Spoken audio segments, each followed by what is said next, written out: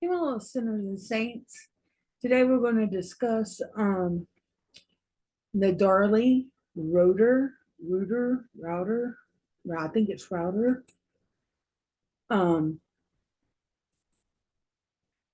case, and let me find my little thing.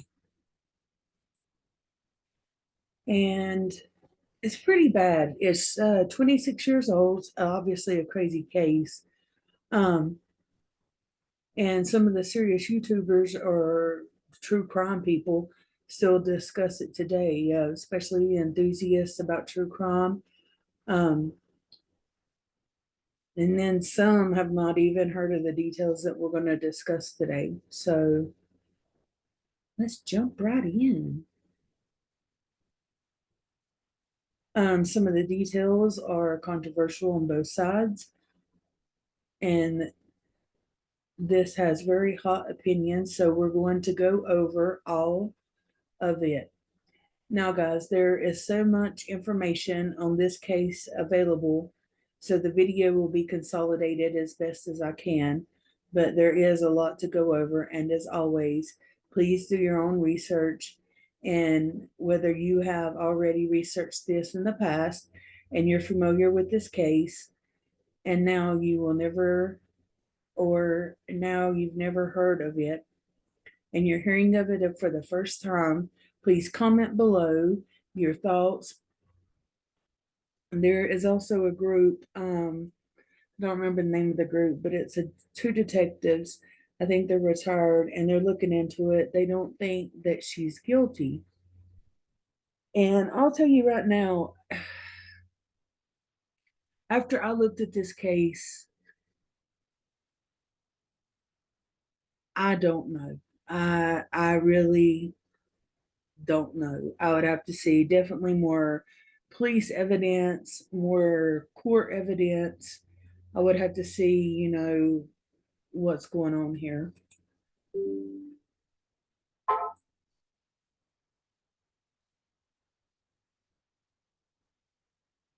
Well, that was nice.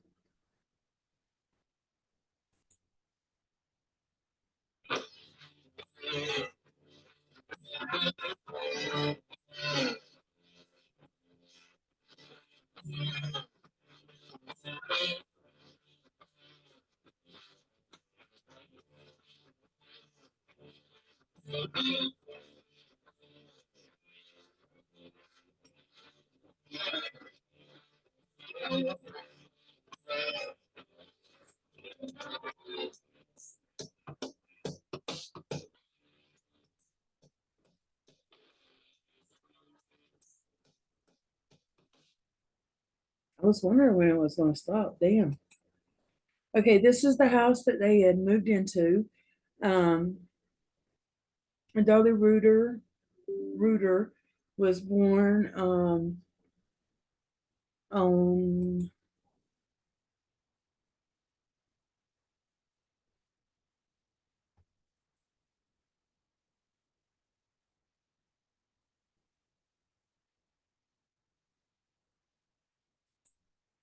sorry, she was born in Pennsylvania. Her parents divorced and she moved to Lubbock, Texas, where her mom and stepdad, um, with her mom and stepdad during her high school days. She was a cheerleader and she's very proud of her looks. She was 15. She met her husband, Darren, at a restaurant that they both worked at during high school. They were high school sweethearts who dated for several years and finally married in 1988. They later settled down in Dallas area where Darren had a business testing circuit boards. The couple had their first son, Devin, a year later after they had got married in 1989. Then they welcomed their second son, Damon, in 1991. Devin and Damon were very close, but also had very different personalities. Devin was the little ninja stunt man, never afraid of anything, and Damon was more reserved and super cuddly and cautious. Darren worked very hard on his business, and just 5 years after starting the company, it became very wildly successful. And he came with a and it came with a significant influx of cash, With this money, Darlene and Darren bought the new home, the one you're seeing now, an affluent suburban neighborhood in Dallas back in the 90s.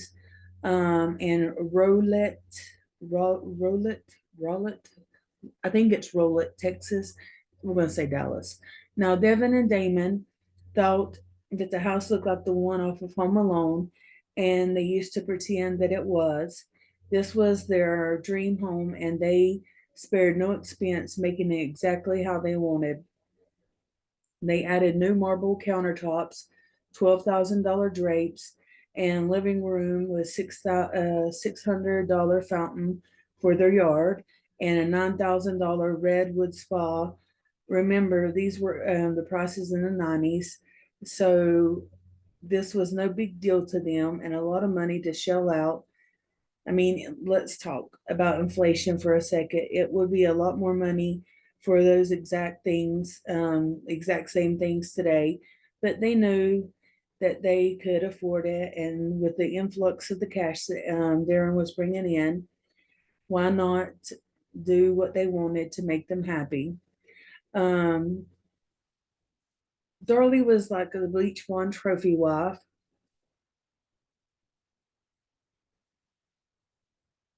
and she didn't care to be called that. She was proud of that. She absolutely loved the luxurious life that Darren had provided for her. With Darlie loved spending their new money on jewelry, designer clothes, fur coats, cashmere sweaters, and she even got a bra. She got a bra. She got a breast augmentation, augmentation. Now look, I'm not hating on anyone that has surgeries. You can do whatever you would like. Um, it's more confident, not hating. Um,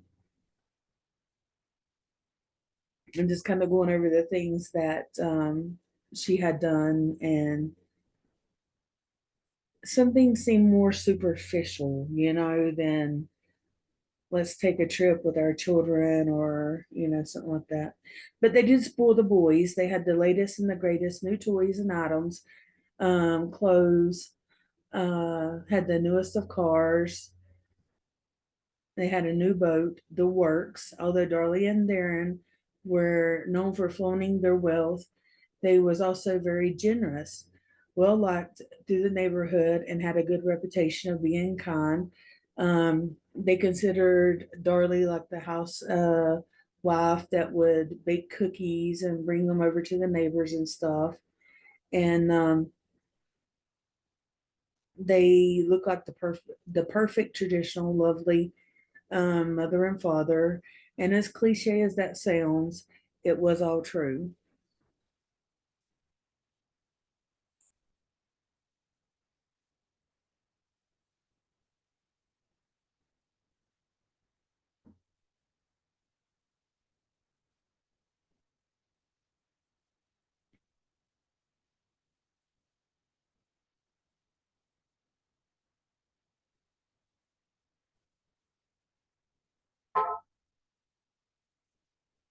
Darren and Darlie even paid their neighbor's mortgage when he was struggling with cancer. It seemed the perfect couple, living the perfect life with the perfect children and the perfect cookie cut cookie cutter neighborhood. But things started to shift in 1995 when Darren's business wasn't quite doing as well as it had been in the past. The company was operating at a loss, and eventually they ran out of money by June of that year. I got her name. Darlie and Darren were facing major financial ruin. They were extremely behind on their mortgage, and they racked up thousands of dollars in credit card debt. And even their own banks was beginning to deny them um, any more loans. Darren wasn't proud of the situation he had put his family in, and he wanted to prove it. Still, Darlie wasn't really that supportive wife that he needed, and being broke was the worst thing that she could ever imagine happening in her life. This really affected her life. She was miserable. and thought what life wasn't worth living. She had some mental health drastically declined, and she battled depression for most of 1995. However, Darlie and Darren welcomed their third son despite all, and the son's name was Drake. He was born at the end of 1995, and in May of 1996, just a few months after their third son was born, Darlie wrote a tragic note in her diary reading, "I hope one day that you forgive me for what I'm about to do. My life has been such a hard fight for a long time. I just cannot find the strength to keep fighting anymore. I love you three more than anything else in the world. I do not want you to see me the miserable person every time that you look at me. Your dad loves you very much, and I know that in his heart he will take care of my babies. Please do not hate me or think that in any way this is your fault. It's just that I want to completely cut off any means of living." So this is kind of an unaliving note. Now this note wasn't known to anyone. This was actually, I think, brought up in court or after court. And people go through stuff. She wrote it down. They found it. Um, that doesn't really mean anything. I mean, think about yourself and how many times that you've been depressed and things had been bad and you didn't know how in the world you were ever going to make payments or, whatever the situation, and you felt that way. And then things turned around and here you are today. I mean, these things can all be explained away. And then on the other hand, all these things can say, hey, she's guilty. But 1 month later, Darlie appeared to be doing a lot better. On June 6th, Darlie and her two older boys decided they were going to have a fun movie night top sleepover in the living room. Darren and the youngest son, Drake, slept upstairs in the master bedroom so that Darlie could enjoy time with her older boys.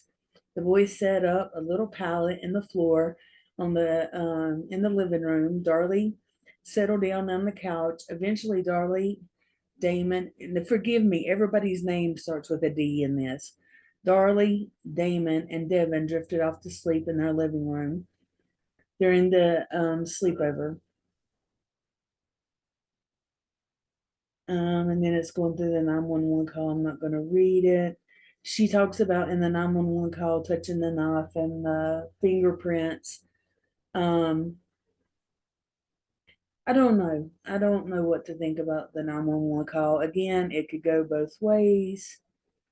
It's just how are you looking at it? Um, she started out saying that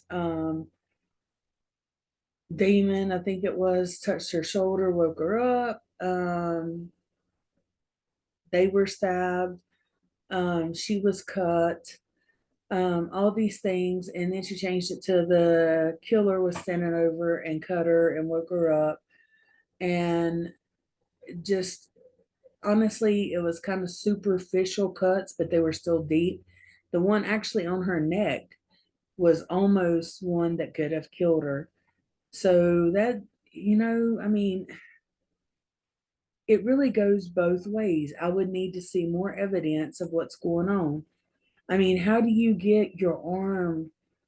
I mean, what do you even do to get your arm that bruised? And you can see her neck right here. There's also another cut over here and one on the outside. Like, I don't even know if fighting with someone, I don't know what's happened here. And you can see other things on her. Um, this is one of the cuts. I think this is a shirt that she had on. And that's a lot of blood. Think about that, And at the same time, she's from the South. And in the South, we do things different. But the way she handled this funeral is her downfall of all downfalls. This was the one and only thing she done that got the cops looking at her and got her put in prison. Unless there's evidence, obviously, that I've not seen, and there probably is. So I'm just going on what I have researched here. This is showing some of the crime scene.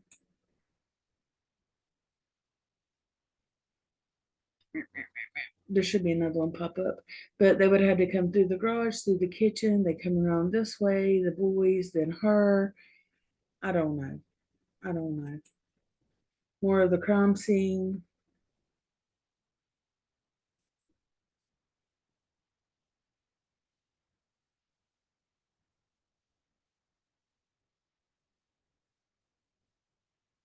And this is when they took pictures of her. You can see this was pretty high up.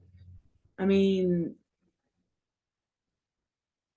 I personally, if I was trying to fake a murder or something, I don't know if I would go in that exact place right there. That's a serious area right there. And then her hands were all bruised up. She did have a cuts on a couple of her fingers, but it didn't seem that bad. I don't know, maybe it was just a small reach. This is more of the crime scene. This right here is one of the boys that was stabbed to death. He's under the cover, obviously. Down here is another one. I'm not going to show no more than what that is. But her footprint was the only footprint that they found in there, and it was in blood, obviously. The knife came from right here in her own house. And this right here is what I think set things in stone. Her doing the silly string and everything at the boy's funeral, being happy, laughing. I don't know. I mean, people handle things different. It's crazy. I don't know. This is her now. This is where she was sleeping. This is one of the boys. This is two of the boys that died. Her cut. This is the boy that lived. Mugshot.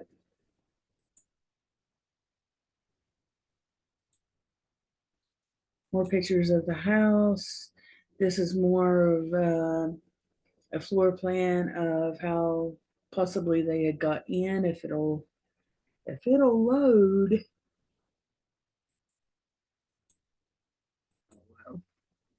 That's the knife she said that she had picked up.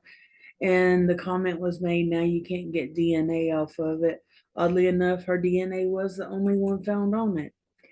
This is her being arrested.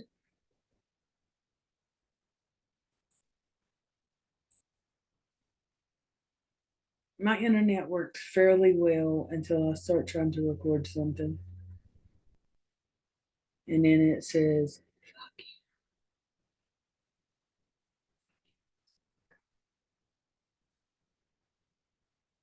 come on. Anyway, this is more detailed picture of her with the silly string.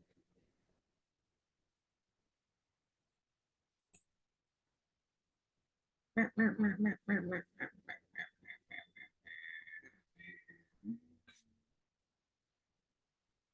course, nothing's going to work now.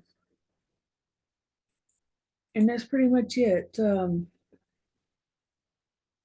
She got life in prison. She's on death row right now. She does not have the execution date. And like I said, there is a team that is working to see. They're not saying she's innocent, but they saying, hey, let's take a look at it because things might not be right.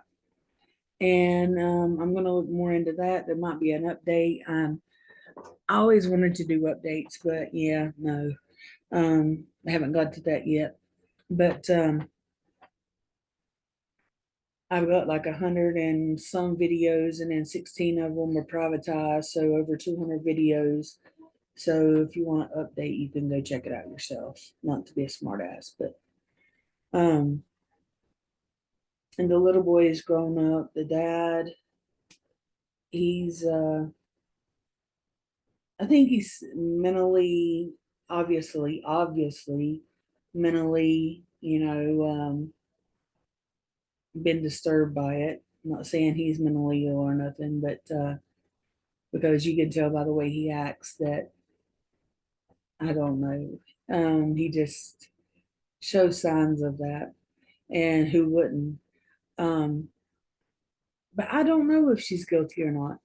When I first seen this and heard about this, because she's from the South, I was like, oh, she's guilty. Susan Smith, she's guilty. She's guilty. She's not Susan Smith, by the way. But as if you look at the evidence of just what we can find, it goes both ways. So I don't know. Leave your comments down below. Tell me what you think. And I guess I will see you people next time. And as always, thank you for joining me. And I will see you later. Bye.